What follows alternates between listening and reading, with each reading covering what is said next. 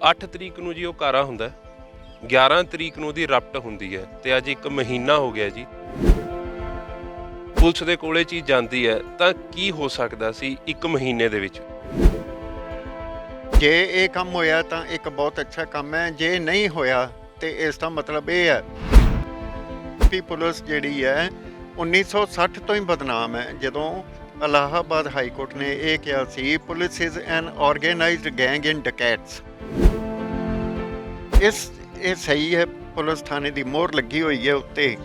ਲੇਕਿਨ ਚੀਜ਼ ਇਹ ਹੈ ਵੀ ਇਹ ਪੂਰੀ ਲੋਡ ਨਹੀਂ ਕੀਤੀ ਉਹਨਾਂ ਨੇ। ਕਿਉਂ ਨਹੀਂ ਲੋਡ ਕੀਤੀ, ਕਿਸ ਵਜ੍ਹਾ ਕਰਕੇ ਨਹੀਂ ਕੀਤੀ? ਕਿਉਂਕਿ ਇਹਦੇ 2 ਪੇਜ ਮੇਰੀ ਸਮਝ ਮੁਤਾਬਕ ਹੋਰ ਹੋਣੇ ਜ਼ਰੂਰੀ ਨੇ। ਉਹ ਕਿਉਂ ਨਹੀਂ ਲੋਡ ਕੀਤੀ, ਇਹਦੇ ਉੱਤੇ ਆਈਓ ਦਾ ਨਾਂ ਕਿਉਂ ਨਹੀਂ, ਕਿਸ ਵਜ੍ਹਾ ਕਰਕੇ ਨਹੀਂ, ਇਹ ਗੱਲਾਂ ਜਿਹੜੀਆਂ ਉਨੀ ਦੇਰ ਅਸੀਂ ਨਹੀਂ ਕਰ ਸਕਦੇ ਤੇਰੇ ਪੂਰੀ FIR ਦੀ ਕਾਪੀ ਨੂੰ ਨਾ ਦੇਖਿਆ ਜਾ ਸਕੇ। ਜਿਹੜੀਆਂ ਪੰਜਾਬ ਹਰਿਆਣਾ ਦੀਆਂ FIRs ਨੇ ਉਹਨਾਂ ਦੇ ਉੱਤੇ ਲਿਖਿਆ ਜਾਂਦਾ ASI ਜਾਂ ਸਬ ਇੰਸਪੈਕਟਰ ਲਿਖਿਆ ਜਾਂਦਾ ਜਾਂ ਅਸਿਸਟੈਂਟ ਸਬ ਇੰਸਪੈਕਟਰ ਲਿਖਿਆ ਜਾਂਦਾ ਵੀ ਉਹ ਕੇਸ ਵਧੀਆ ਹੋ ਕੇ ਵੀ ਉਹ ਕੋਰਟ ਦੇ ਵਿੱਚ ਫੇਲ ਹੋ ਜਾਂਦਾ ਤੇ ਬੰਦਾ ਜਿਹੜਾ ਬਰੀ ਹੋ ਜਾਂਦਾ।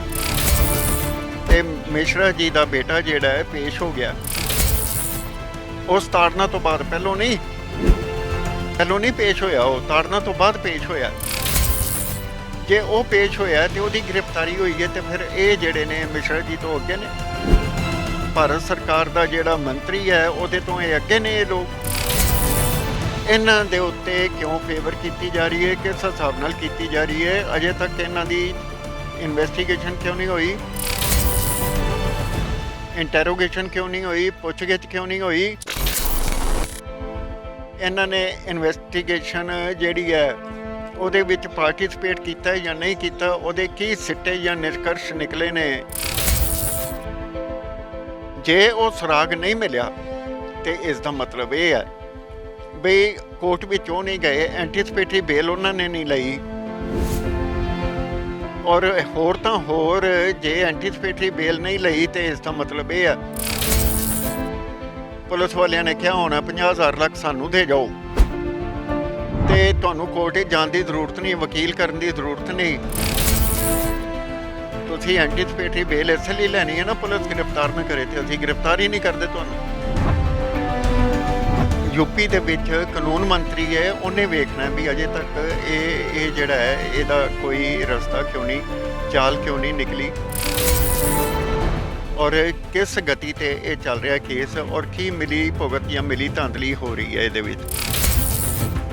ਯੋਗੀ ਸਰਕਾਰ ਬਾਰ-ਬਾਰ ਕਹਿੰਦੀ ਹੈ ਵੀ ਕ੍ਰਾਈਮ ਖਤਮ ਹੋ ਗਿਆ ਹੈ, ਇੱਕ ਚੰਗੀ ਗੱਲ ਹੈ, ਉਹ ਢੰਡੋਰਾ ਪਿੱਟਦੇ ਨੇ, ਪਰ ਇਹ ਢੰਡੋਰੇ ਦਾ ਜਿਹੜਾ ਅਸਰ ਹੈ ਉਹ ਕਿੱਥੋਂ ਤੱਕ ਹੈ ਇਹੋ ਜਿਹੇ ਕੇਸਾਂ ਤੋਂ ਦੇਖਣ ਨੂੰ ਮਿਲਦਾ। ਜਿਹੜੇ ਤੁਸੀਂ ਚੁੱਕਦੇ ਹੋ, ਸੋਸ਼ਲ ਮੀਡੀਆ ਚੁੱਕਦਾ ਹੈ, ਆਮ ਲੋਕਾਂ ਤੱਕ ਇਹ ਜਿਹੜਾ ਦੂਜਾ ਮੀਡੀਆ ਹੈ ਉਹਦੇ ਰਾਹੀਂ ਨਹੀਂ ਇਹ ਗੱਲਾਂ ਜਾਂਦੀਆਂ। ਹਰ ਵੇਲੇ ਖਿਲਵਾੜ ਹੁੰਦਾ, ਹਰ ਵੇਲੇ ਖਿਲਵਾੜ ਹੁੰਦਾ ਔਰ ਹੁੰਦਾ ਆ ਰਿਹਾ ਅੱਜ ਤੱਕ। ਖਿਲਵਾੜ ਦਰ ਖਿਲਵਾੜ, ਇਹ ਉਸੇ ਤਰ੍ਹਾਂ ਦਾ ਖਿਲਵਾੜ ਹੁੰਦਾ ਹੈ। ਪੰਡਾ ਭੰਡਾਰੀਆ ਕਿਤਨਾ ਗੁਪਾਰ, ਇੱਕ ਮੁੱਠ ਚੁੱਕ ਲੈ ਦੂਜੀ ਤਿਆਰ। ਸਾਰਿਆਂ ਨੇ ਇਸ ਚੀਜ਼ ਨੂੰ, ਇਸ ਕਤਲ ਨੂੰ ਅੰਜਾਮ ਦਿੱਤਾ। ਇਹ 2 ਧਾਰਾਂ ਲੱਗੀਆਂ ਔਰ ਇਹਦੇ ਵਿੱਚ ਜਿਹੜੀ ਹੈ ਉਮਰ ਕੈਦ ਵੀ ਹੈ ਤੇ ਡੈਥ ਸੈਂਟੈਂਸ ਵੀ ਹੈ। ਔਰ ਜੇ ਇਹ ਇੰਨਾ ਹੀਨੀਅਸ ਕ੍ਰਾਈਮ ਹੈ ਔਰ ਅਜੇ ਤੱਕ ਯੂਪੀ ਪੁਲਿਸ ਦਾ ਜਿਹੜਾ ਜਿੰਨਾ ਵੀ ਮਸ਼ੀਨਰੀ ਹੈ ਉਹ ਸਾਰੀ ਇਹਦੇ ਉੱਤੇ ਸੁੱਤੀ ਹੋਈ ਹੈ। ਅਜੇ ਤੱਕ 4 ਵਿਅਕਤੀਆਂ ਦੇ ਨਾਂ ਜਿਹੜੇ ਨੇ ਉਹ ਇਹਦੇ ਵਿੱਚ ਦਰਜ ਨੇ ਇਸ FIR ਦੇ ਵਿੱਚ, ਜਿਹੜੀ ਤੁਸੀਂ ਮੈਨੂੰ ਦਿਖਾਈ ਹੈ। ਔਰ ਇਹ 4 ਦੀ ਤਫਤੀਸ਼ ਹੋਈ, ਕੋਈ ਉਹਨਾਂ ਦੀਆਂ ਸਟੇਟਮੈਂਟਾਂ ਹੋਈਆਂ ਜਾਂ ਕੀ ਹੋਇਆ ਕੀ ਨਹੀਂ ਹੋਇਆ, ਕਿਉਂ ਉਹਨਾਂ ਦਾ ਰਿਮਾਂਡ ਲਿਆ ਗਿਆ ਜਾਂ ਨਹੀਂ ਲਿਆ ਗਿਆ, ਕੀ ਕਾਰਨ ਨੇ? ਇਹ ਜਿਹੜੇ ਯੂਪੀ ਸਰਕਾਰ ਦੇ DGP ਸਾਹਿਬ ਦੱਸਣਗੇ, ਪਰ DGP ਸਾਹਿਬ ਤਾਂ ਆਪ ਹੀ ਉਲਝੇ ਫਿਰਦੇ ਨੇ। ਕਿਹਾ ਜਾਏ ਵੀ ਸਰਕਾਰ ਨੂੰ ਕੋਰਟ ਦੇ ਵਿੱਚੋਂ ਵੀ ਖਿਚਾਈ ਹੋ ਰਹੀ ਹੈ, ਉਹਨਾਂ ਦੀ ਪੁਲਿਸ ਦੀ ਵੀ ਖਿਚਾਈ ਹੋ ਰਹੀ ਹੈ ਤੇ ਕੋਈ ਗਲਤ ਗੱਲ ਨਹੀਂ। ਲੇਕਿਨ ਉਹਨਾਂ ਨੂੰ ਆਪਣੇ ਹਰ ਕਾਗਜ਼ ਦੀ ਪਹਿਚਾਣ ਸੀ ਵੀ ਇਹ FIR ਹੈ, ਇਹ ਸਾਡੀ ਐਪਲੀਕੇਸ਼ਨ ਹੈ, ਇਹ ਸਾਡੀ ਉਦੋਂ ਦਿੱਤੀ ਸੀ ਉਹਨਾਂ ਨੂੰ। ਔਰ ਉਹ ਟੈਲੀ ਕਰਦੇ ਸੀ ਇੱਧਰ ਤੇ ਇੱਧਰ ਰੱਖ ਕੇ ਵੀ ਆਹ ਕਾਗਜ਼ ਗਿਆ ਵਕੀਲ ਸਾਹਿਬ ਨੂੰ, ਆਹ ਨਹੀਂ ਗਿਆ। ਉਹਨਾਂ ਦੀ ਇੰਨੀ ਸੂਝ ਸੀ, ਉਸੇ ਤਰ੍ਹਾਂ ਸੂਝ ਸੀਗੀ ਉਹਨਾਂ ਦੀ ਜਿਵੇਂ ਇੱਕ ਸੂਰਮੇ ਸਿੰਘ ਦੀ ਸੂਝ ਹੁੰਦੀ ਆ। ਉਹ ਸੂਰਮਾ ਸਿੰਘ ਜਿਹੜਾ ਹੁੰਦਾ ਨਾ, ਉਹ ਭਾਵੇਂ ਦੇਖ ਨਹੀਂ ਸਕਦਾ ਦੁਨੀਆ ਨੂੰ, ਲੇਕਿਨ ਉਹਦੀ ਜਿਹੜੀ ਸੂਝ ਹੁੰਦੀ ਹੈ ਉਹ ਬਿਲਕੁਲ ਠੀਕ ਹੁੰਦੀ ਹੈ। ਉਹ ਕਹਿੰਦਾ ਜੀ ਇਹ 3 ਨੰਬਰ ਪੇਜ ਜਿਹੜਾ ਨਾ, ਇਹਦੇ ਉੱਤੇ ਇਹ ਲਿਖਿਆ ਹੋਇਆ। ਇਸੇ ਤਰ੍ਹਾਂ ਦੀ ਸੂਝ ਉਹਨਾਂ ਦੀ ਸੀ। ਹਰ ਵਿਅਕਤੀ ਨੂੰ ਜਿਹਦੇ ਨਾਲ ਮੈਂ ਇਹ ਕਹਿੰਦਾ ਜਾਤੀ ਹੋਈ ਹੈ, ਕਿਸੇ ਤਰ੍ਹਾਂ ਦੀ ਵੀ ਹੋਈ ਹੈ, ਉਸ ਨੂੰ ਆਪਣੀ ਸੂਝ-ਬੂਝ ਦੇ ਨਾਲ ਕੰਮ ਕਰਕੇ ਨਤੀਜੇ 'ਤੇ ਲਿਜਾਣਾ ਚਾਹੀਦਾ ਉਹਨੂੰ। ਔਰ ਜੇ ਸਿਸਟਮ ਉਹਦੇ ਨਾਲ ਖਿਲਵਾੜ ਕਰ ਰਿਹਾ, ਉਸ ਸਿਸਟਮ ਦੇ ਨਾਲ ਵੀ ਲੜਨਾ ਜਿਹੜਾ ਤੁਹਾਡਾ ਫਰਜ਼ ਹੈ। ਲੜਾਈਆਂ ਦੋ ਸ਼ੁਰੂ ਹੋ ਜਾਂਦੀਆਂ, ਇੱਕ ਆਪਣੇ ਨਿਆਂ ਦੀ ਅਤੇ ਇੱਕ ਸਿਸਟਮ ਵਿੱਚ ਜਿਹੜੇ ਕੰਮ ਨਹੀਂ ਕਰ ਰਹੇ ਉਹਨਾਂ ਨਾਲ। ਇਹ ਦੋ ਫਰੰਟ ਜਦੋਂ ਸ਼ੁਰੂ ਹੋ ਜਾਂਦੇ ਨੇ, ਲੋਕ ਖੋਲ੍ਹਣਾ ਨਹੀਂ ਚਾਹੁੰਦੇ। ਇਸੇ ਵਜ੍ਹਾ ਕਰਕੇ ਜਿਹੜਾ ਭਾਰਤ ਦਾ ਜਿਹੜਾ ਕਾਨੂੰਨ ਹੈ, ਉਹਦੇ ਉੱਤੇ ਅੱਖ ਦੇ ਉੱਤੇ ਪੱਟੀ ਬੰਨੀ ਹੋਈ ਹੈ ਵੀ ਅੰਨ ਹੈ। ਜੇ ਭਾਰਤ ਦਾ ਕਾਨੂੰਨ ਅੰਨ ਹੈ ਤੇ ਫਿਰ ਬਾਕੀ ਦੇਸ਼ ਜਿਹੜੇ ਨੇ ਇੰਨੀ ਦੁਨੀਆ ਦੇ, ਜਿਹੜੇ ਕਾਮਨਵੈਲਥ ਕੰਟਰੀਜ਼ ਨੇ, ਜਿਨ੍ਹਾਂ ਉੱਤੇ ਬ੍ਰਿਟਿਸ਼ ਗੌਰਮੈਂਟ ਨੇ ਮਹਾਰਾਣੀ ਜਿਹੜੀ ਸੀ ਬ੍ਰਿਟਨ ਦੀ, ਉਹਨੇ ਰਾਜ ਕੀਤਾ, ਉਹਨਾਂ ਦਾ ਕਾਨੂੰਨ ਕਿਉਂ ਨਹੀਂ ਅੰਨਾ? ਇਹ ਇੱਕ ਸਵਾਲ ਹੈ ਤੁਹਾਡੇ ਲਈ ਵੀ, ਮੇਰੇ ਲਈ ਵੀ। ਔਰ ਜੇ ਇੱਕ ਛੋਟਾ ਜੱਜ ਪ੍ਰੈਜ਼ੀਡੈਂਟ ਟਰੰਪ ਨੂੰ, USA ਦਾ ਜਿਹੜਾ ਪਾਵਰਫੁਲ ਹੈ ਵਰਲਡ ਵਿੱਚ, ਜਾਂ ਪ੍ਰੈਜ਼ੀਡੈਂਟ ਬਾਈਡਨ ਹੈ, ਉਹਨੂੰ ਨੋਟਿਸ ਕਰ ਸਕਦਾ, ਉਹਨੂੰ ਪੁੱਛ ਸਕਦਾ, ਅਤੇ ਸਾਡੀ ਮਾਨਯੋਗ ਸੁਪਰੀਮ ਕੋਰਟ ਜਿਹੜੀ ਹੈ, ਉਸ ਬਾਰੇ ਜੇ ਦੇਖਿਆ ਜਾਏ ਤਾਂ ਉਹ ਜਿਹੜੀ ਹੈ ਠੰਡੇ ਬਸਤੇ ਕੰਮ ਪਾ ਦਿੰਦੀ ਹੈ। ਮਾਫ਼ ਕਰਨਾ, ਮੈਂ ਇੰਨੀ ਗੱਲ ਕਹਿ ਰਿਹਾ, ਵਕੀਲ ਦੀ ਹਸੀਅਤ ਵਿੱਚ ਕਹਿ ਰਿਹਾ। ਪਿੱਛੇ ਜੋ ਕੰਮ ਹੋਏ ਨੇ ਉਹਨਾਂ ਦੇ ਵਿੱਚ ਦੇਖਿਆ ਜਾ ਸਕਦਾ। ਰਾਫੇਲ ਦਾ ਕਾਂਡ ਹੋਇਆ, ਜਾਂ ਕਿਸ ਤਰ੍ਹਾਂ ਡੀਲ ਕੀਤਾ ਉਹਨਾਂ ਨੇ, ਇਸ ਤਰ੍ਹਾਂ ਦੇ ਕਈ ਹੋਰ ਹੋਏ ਕਾਂਡ। ਦੇਖੋ, ਜੇ ਕੋਈ ਸਾਡਾ ਪ੍ਰਧਾਨ ਮੰਤਰੀ ਹੈ ਜਾਂ ਕੋਈ ਪ੍ਰੈਜ਼ੀਡੈਂਟ ਹੈ ਜਾਂ ਕੁਛ ਹੈ, ਜੇ ਉਹ ਸਿਟੀਜ਼ਨ ਆਫ ਇੰਡੀਆ ਨੇ ਤੇ ਕਾਨੂੰਨ ਦੇ ਦਾਇਰੇ ਕੌਨਸਟੀਟਿਊਸ਼ਨ ਵਿੱਚ ਆਉਂਦੇ ਨੇ, ਰਾਈਟ ਟੂ ਇਕੁਐਲਿਟੀ ਹੈ ਉਹਨਾਂ ਲਈ, ਤੇ ਬਰਾਬਰਤਾ ਦਾ ਅਧਿਕਾਰ ਉਹਨਾਂ ਲਈ ਹੈ। ਬਰਾਬਰਤਾ ਦਾ ਅਧਿਕਾਰ ਇਸ ਲਈ ਨਹੀਂ ਵੀ ਉਹਨਾਂ ਨੂੰ ਤਨਖਾਹ ਇੰਨੀ ਮਿਲਣੀ ਹੈ ਤੇ ਸਾਨੂੰ ਇੰਨੀ ਨਹੀਂ ਮਿਲਣੀ, ਫਿਰ ਬਰਾਬਰਤਾ ਕਿੱਥੇ ਰਹਿ ਗਈ? ਇਹ ਬਰਾਬਰਤਾ ਨਹੀਂ, ਇਹ ਬਾਰਬਰਤਾ ਹੋ ਗਈ, ਇਹ ਬਾਰਬਰਪੁਣਾ ਹੋ ਗਿਆ। ਇਹ ਬਾਰਬਰਪੁਣਾ ਨਹੀਂ ਹੋਣਾ ਚਾਹੀਦਾ। ਭਾਰਤ ਸੋਨੇ ਦੀ ਚਿੜੀਆ ਹੈ, ਸੀ, ਰਹੇਗੀ ਵੀ।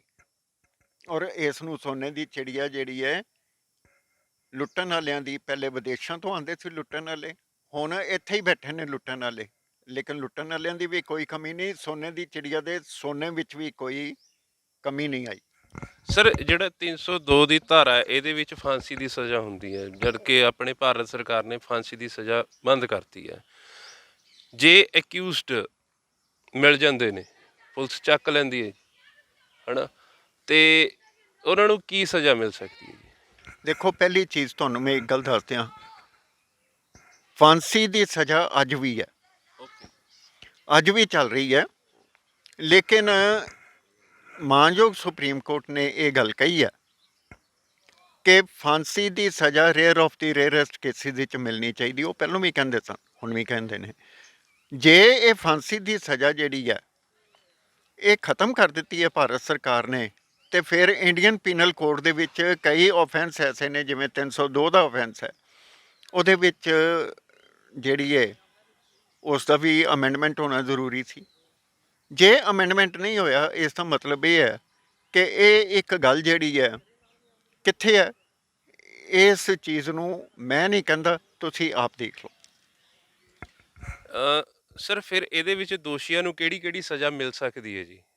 ਡੈਥ ਸੈਂਟੈਂਸ ਮੈਕਸੀਮਮ ਹੈ, ਤੇ ਜਿਹੜੀ ਹੈ ਹੀਨੀਅਸਨੈਸ ਆਫ ਕ੍ਰਾਈਮ ਉਹਦੇ ਮੁਤਾਬਕ ਮਿਲਣੀ ਹੈ, ਜਾਂ ਉਮਰ ਕੈਦ ਤੇ ਪੱਕੀ ਹੋਈ ਹੈ ਇਹਦੇ ਵਿੱਚ।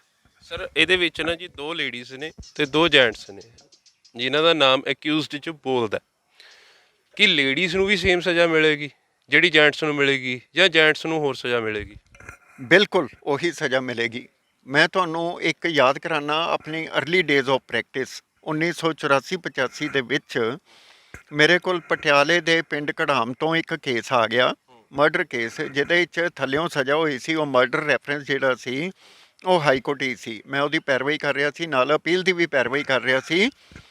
ਜਿਹੜੇ ਮਰੇ ਸਨ ਉਹਨਾਂ ਦੇ ਪਰਿਵਾਰ ਵੱਲੋਂ, ਅਤੇ ਉਹ ਇੰਨੀ ਕੁ ਮਿਹਨਤ ਕਰਨੀ ਪਈ ਸੀ ਮੈਨੂੰ ਉਹਦੇ ਉੱਤੇ। ਮੈਨੂੰ ਇੱਕ ਗੱਲ ਅਜੇ ਵੀ ਯਾਦ ਹੈ ਕਿ ਮਾਨਯੋਗ ਹਾਈ ਕੋਰਟ ਜਿੰਨੀ ਦੇਰ ਰੈਫਰੈਂਸ, ਜਦੋਂ ਮਰਡਰ ਹੁੰਦਾ ਹੈ, ਮਰਡਰ ਦੇ ਵਿੱਚ ਰੈਫਰੈਂਸ ਹੁੰਦਾ, ਜਿੰਨੀ ਦੇਰ ਰੈਫਰੈਂਸ ਦੇ ਉੱਤੇ ਮੋਹਰ ਨਹੀਂ ਲਾਉਂਦੀ ਹਾਈ ਕੋਰਟ, ਉਨੀ ਦੇਰ ਉਹਨੂੰ ਡੈਥ ਸੈਂਟੈਂਸ ਜਿਹੜੀ ਹੈ ਉਹ ਨਹੀਂ ਮੰਨੀ ਜਾ ਸਕਦੀ। ਕਿਉਂਕਿ ਸੈਸ਼ਨ ਜੱਜ ਨੇ ਡੈਥ ਸੈਂਟੈਂਸ ਦੇ ਦਿੱਤੀ, ਉਹਦੀ ਪ੍ਰਪੋਜ਼ਲ ਹੈ, ਹਾਈ ਕੋਰਟ ਨੇ ਅੱਗੋਂ ਸਟੈਂਪ ਕਰਨਾ ਉਹਨੂੰ, ਉਹ ਮਰਡਰ ਰੈਫਰੈਂਸ ਹੁੰਦਾ। ਅਤੇ ਉਹ ਮਰਡਰ ਰੈਫਰੈਂਸ ਜਿਹੜਾ ਸੀ ਉਹ ਸਾਡਾ ਪਾਸ ਹੋ ਗਿਆ ਸੀ, ਔਰ ਉਹਨਾਂ ਨੂੰ ਡੈਥ ਸੈਂਟੈਂਸ ਹੋਈ ਸੀ। ਉਹਨਾਂ ਨੂੰ ਘੜਾਮ ਪਿੰਡ, ਮੈਨੂੰ ਅਜੇ ਵੀ ਯਾਦ ਹੈ, ਜ਼ਿਲ੍ਹਾ ਪਟਿਆਲਾ, 1984-85 ਦੀ ਗੱਲ ਮੈਂ ਤੁਹਾਡੇ ਨਾਲ ਅੱਜ ਸਾਂਝੀ ਕੀਤੀ ਹੈ। ਉਹਦੇ ਵਿੱਚ ਕੋਰਟ ਨੇ ਇਹ ਕਿਹਾ ਸੀ it is a heinous crime. ਜਦੋਂ ਕੋਰਟ ਨੇ ਇਹ ਕਿਹਾ it is a heinous crime, ਤਾਂ ਫਿਰ ਇਸ ਦਾ ਮਤਲਬ ਇਹ ਹੈ ਵੀ ਕੋਰਟ ਕਿੱਧਰ ਦਾ ਰੁਖ ਅਖਤਿਆਰ ਕਰਦੀ ਹੈ, ਕੰਪੈਸ਼ਨ ਲੈਂਦੀ ਹੈ ਜਾਂ ਨਹੀਂ ਲੈਂਦੀ। ਜ਼ੁਲਮ ਜਿਹੜਾ ਭਾਵੇਂ ਔਰਤ ਹੈ ਅਤੇ ਭਾਵੇਂ ਮਰਦ ਹੈ, ਉੱਥੇ ਵੀ ਰਾਈਟ ਟੂ ਇਕੁਐਲਿਟੀ ਚੱਲਣਾ ਹੀ ਚੱਲਣਾ। ਸਰ ਜਿਵੇਂ ਪੁਲਿਸ ਨੂੰ ਖਰੀਦਿਆ ਜਾ ਸਕਦਾ ਉਵੇਂ ਕੋਰਟ ਨੂੰ ਵੀ ਖਰੀਦਿਆ ਜਾ ਸਕਦਾ ਜੀ, ਜੇ ਬੰਦੇ ਕੋਲ ਪੈਸਾ ਹੈ। ਦੇਖੋ, ਮੈਂ ਇੱਕ ਗੱਲ ਇਹ ਨਹੀਂ ਕਹਿਣੀ ਚਾਹਾਂਗਾ, ਉਹ ਇਹ ਕਿ ਕੋਰਟਾਂ ਜਿਹੜੀਆਂ ਵਿਕਦੀਆਂ, ਕੋਰਟਾਂ ਦੇ ਵਿੱਚ ਕੇਸ ਜਦੋਂ ਪਹੁੰਚਦਾ ਉਹ ਪਹਿਲਾਂ ਹੀ ਇੰਨੇ ਹੱਥਾਂ 'ਚ ਵਿਕ ਚੁੱਕਾ ਹੁੰਦਾ ਕਿ ਕੋਰਟ ਕੋਲ ਕੋਈ ਗੁੰਜਾਇਸ਼ ਹੀ ਨਹੀਂ ਹੁੰਦੀ ਕਿ ਉਸ ਵਿਕਣ ਵਾਲੇ ਪੁਣੇ ਨੂੰ ਕਿਸ ਤਰ੍ਹਾਂ ਡਿਟਰਮਿਨ ਕਰੇ, ਕਿਹਦੀ ਜਿਹੜੀ ਸਾਖ ਹੈ ਗਿਰੀ ਹੈ, ਕਿਹਦੀ ਸਾਖ ਜਿਹੜੀ ਹੈ ਵਿਕੀ ਹੈ, ਕੋਈ ਪਤਾ ਨਹੀਂ, ਕੁਛ ਨਹੀਂ। ਲੇਕਿਨ ਹਾਂ, ਇੱਕ ਗੱਲ ਪਿੱਛੇ ਜੇ ਆਈ ਸੀਗੀ ਖਬਰਾਂ 'ਚ, ਤੁਹਾਨੂੰ ਯਾਦ ਹੋਣਾ ਕਿ ਇੱਕ ਜੁਡੀਸ਼ੀਅਲ ਆਫਿਸਰ ਨੇ, ਇੱਕ ਜਿਹੜਾ ਸਿਵਲ ਸਰਵਿਸਿਜ਼ ਦਾ ਆਫਿਸਰ ਸੀ, ਉਹਨੂੰ ਇੱਕ ਕੰਸੈਸ਼ਨ ਦਿੱਤੀ ਸੀ। ਉਸ ਤੋਂ ਬਾਅਦ ਉਹਨੂੰ ਆਪਣੀ ਨੌਕਰੀ ਤੋਂ ਵੀ ਹੱਥ ਧੋਣ ਦੇ ਲਾਲੇ ਪੈ ਗਏ ਸੀ, ਅਤੇ ਫਿਰ ਉਹਨਾਂ ਨੇ ਆਪਸ ਵਿੱਚ ਵਿਆਹ ਹੀ ਕਰ ਲਿਆ ਸੀ। ਇਹ ਤੁਹਾਡੇ ਵੀ ਧਿਆਨ ਵਿੱਚ ਹੈ, ਮੇਰੇ ਵੀ ਧਿਆਨ ਵਿੱਚ ਹੈ। ਇਸ ਤੋਂ ਅੰਦਾਜ਼ਾ ਲਾਇਆ ਜਾ ਸਕਦਾ ਵੀ ਜੇ ਇਹ ਕੋਰਟਾਂ ਵੱਲ ਉਂਗਲ ਉੱਠਦੀ ਹੈ ਤੇ ਜ਼ਰੂਰ ਦਾਲ ਵਿੱਚ ਕੁਝ ਕਾਲਾ ਹੋਏਗਾ। ਸਰ ਇੱਕ ਬੜਾ ਜ਼ਰੂਰੀ ਸਵਾਲ ਹੈ, ਜੇ 1 ਮਹੀਨੇ ਦੇ ਵਿੱਚ ਕੋਈ ਪੈਰਵਾਈ ਨਹੀਂ ਕੀਤੀ ਗਈ ਤਾਂ ਤੁਹਾਨੂੰ ਲੱਗਦਾ ਕਿ ਅੱਗੇ ਆਉਣ ਵਾਲੇ ਟਾਈਮ ਦੇ ਵਿੱਚ ਪੈਰਵਾਈ ਹੋ ਸਕਦੀ ਹੈ? ਬਿਲਕੁਲ ਪੈਰਵਾਈ ਹੋ ਸਕਦੀ ਹੈ। 173 ਦਾ ਜਿਹੜਾ CRPC ਦਾ ਸੈਕਸ਼ਨ ਹੈ, ਉਹਦੇ ਵਿੱਚ ਇੰਨੇ ਪ੍ਰਾਵਧਾਨ ਨੇ, ਇਨਵੈਸਟੀਗੇਸ਼ਨ, ਫਰਦਰ ਇਨਵੈਸਟੀਗੇਸ਼ਨ, ਰੀਇਨਵੈਸਟੀਗੇਸ਼ਨ, 3 ਆਉਂਦੇ ਨੇ ਉਹਦੇ ਵਿੱਚ।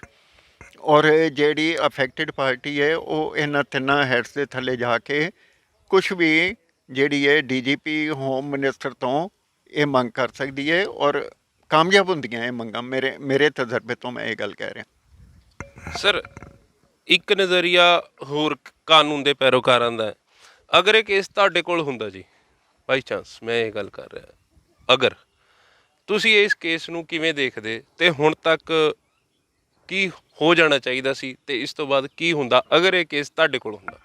ਇੱਕ ਲਾਈਨ ਦਾ ਆਨਸਰ ਹੈ, ਜੋ ਮਿਸ਼ਰਾ ਜੀ ਦੇ ਕੇਸ ਵਿੱਚ ਹੋਇਆ ਉਹੀ ਹੋਣਾ ਚਾਹੀਦਾ ਸੀ 1 ਮਹੀਨੇ ਤੋਂ ਪਹਿਲੇ।